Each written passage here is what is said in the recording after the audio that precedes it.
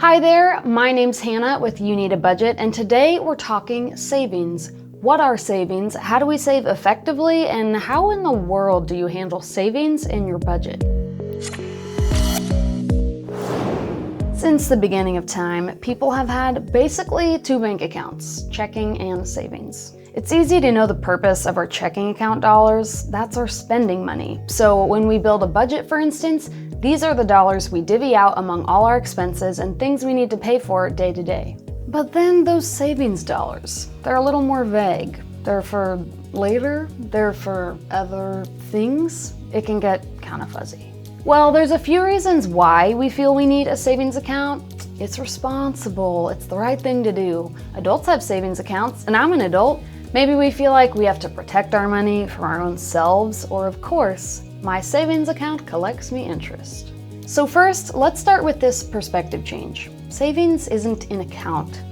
Well, it is, but the idea behind savings dollars is reaching your goals, right?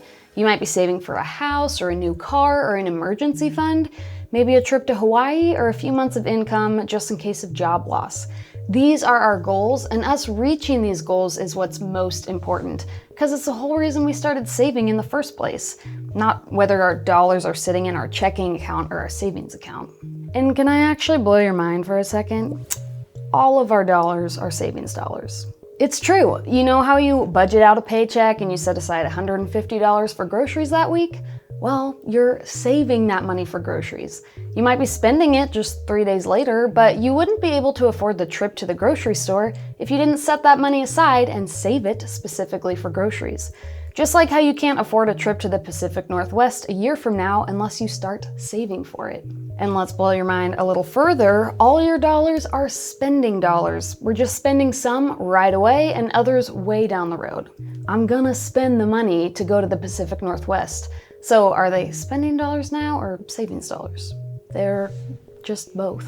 So let's start talking budget, because a lot of us are probably watching this video right now because we don't know how to budget our savings dollars. Now, if I had to guess, I would say most of our budgets look like this one. I mean, look here. This person has decided what each and every one of their dollars are going to do, except for this random $3,500 that have no direction, purpose, goal, hope, except I guess not to be spent. That seems odd. Well, let's start with this. What do our bank accounts tell us? Basically, how many of our dollars we've put into each account, and that's kind of it. That's literally all the information my bank accounts are able to offer me, just here or there, spending or saving. Is that really helpful to us? I'll be honest, not super. What we need is a little more granularity, a little more direction, a little more purpose for our savings dollars. And I have the best news for you. If we look at the definition of a budget is a plan that you design for all of the dollars you currently have in your possession. You're giving them purpose. You're deciding what you're going to dedicate them to and how you plan to spend them, whether that's in 5 minutes or 5 years. So yeah, you heard it. This plan should absolutely 100% include our savings dollars too. So just like we do with our spending dollars from our checking account, we want to define our savings in our budget by allocating them to our various savings goals so that we can actually reach our goals. And you could have so many different kinds of savings goals. Saving for a down payment or a new car, your child's college education, an emergency fund, anything. So I'm gonna work toward 2 goals here. My first goal is to save $1,000 for emergencies, and my second goal is to save $2,000 for a vacation to celebrate 1 year of marriage with my husband. Well, first, I need to actually put those goals in my budget by creating categories for each of them and assigning a savings target to them. I'll add my emergency fund first. I'm gonna put it in my goals category group because it's a goal, obviously. This category group is where I'm gonna house all of my savings goals because it keeps them all in one place where I can easily see what I'm saving for. Now I need to actually add the savings target to it. So click your category, click create target. I wanna save $1,000, gotta save it. And let's see, it's October 2021 right now. I want it saved up by next year, so I'm gonna say October 2022, and we'll save that target. Now, what's awesome about setting targets to your categories by a certain date is that YNAB tells me exactly how much money I need to put in this category every month in order to meet this target by October 2022. Right here it says I need to put $76.93 in this month. And honestly, that makes reaching this goal look way more achievable, and I like that. And I'll go ahead and do the same for my vacation fund. I'm going to click this category, add a target. I want $2,000 saved. And we got married in September, so I'm gonna make it for September 2022. Save that, and again, it tells me how much I need to put in every month to actually make this vacation possible.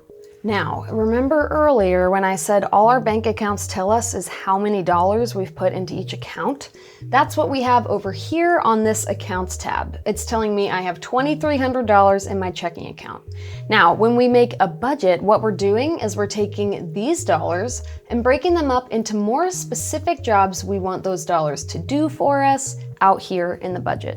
Now, they're the same dollars, obviously. They're just organized differently. Accounts are your dollars organized by location, where your dollars are physically being stored at your bank, while the budget organizes your dollars by the jobs you told them to do.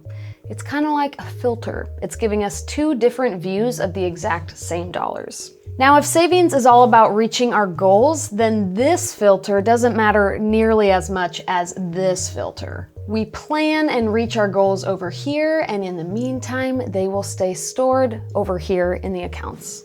Now, friends, you may have noticed I haven't added my savings account yet, and I mean, that's the whole reason we're here, so let's. I'll select Add Account. You can choose to link your account or leave it unlinked, which is what I will do. Make sure you choose a savings account type and give it a creative nickname. Then enter the amount of dollars you have in your savings account right now. Go ahead and click Next, and what we'll notice is we now have $1,000 in our savings account, and that $1,000 is sitting at the top of our budget, ready to be given jobs to do.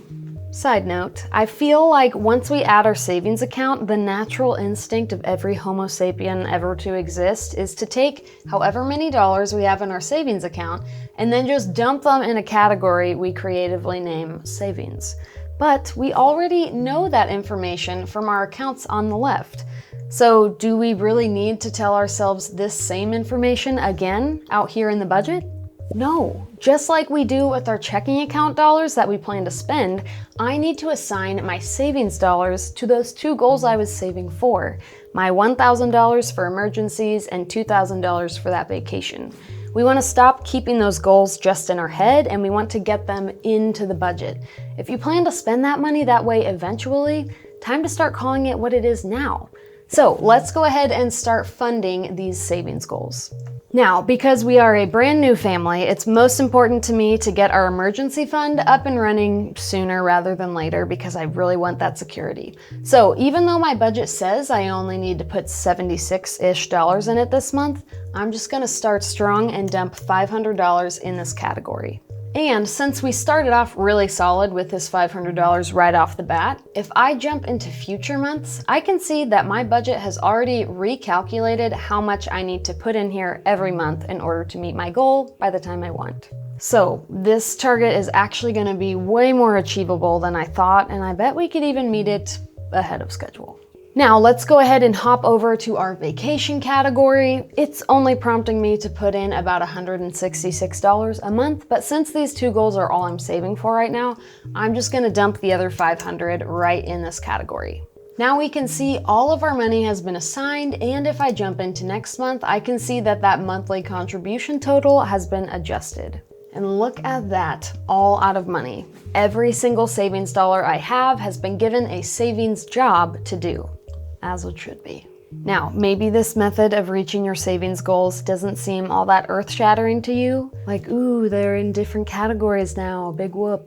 Well, yeah, big whoop. Let me ask you this. Which do you think I would be more likely to spontaneously spend from? The random $1,000 savings account where I had no idea what the money was actually for? Or the 1-year anniversary vacation category that I, and let's be honest, probably my husband, have been excitedly growing and diligently putting dollars in all year. I'll tell you what, I'm not taking a penny out of my vacation category unless I have to, because I am amped to celebrate our big milestone and I don't want to risk not being able to afford this trip come next year. Which brings up a good point. Now when you look at your savings dollars, look at your budget instead. Don't look at your savings account total at the bank and say, oh, I have $1,000 here I could probably snag some money from to buy those impromptu concert tickets. No.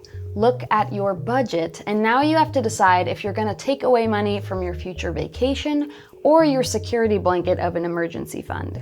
By giving each of your savings goals a name and a feeling and a specific purpose to fulfill for your future self, you're adding an extra level of protection to your savings.